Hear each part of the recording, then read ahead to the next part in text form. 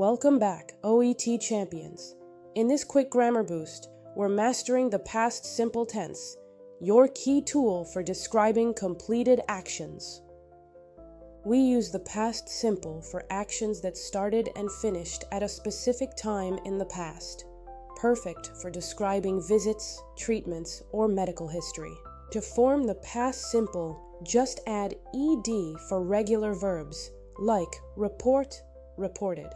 But remember, irregular verbs have special forms: go, went, have, had, be, was, were. Here's a common slip.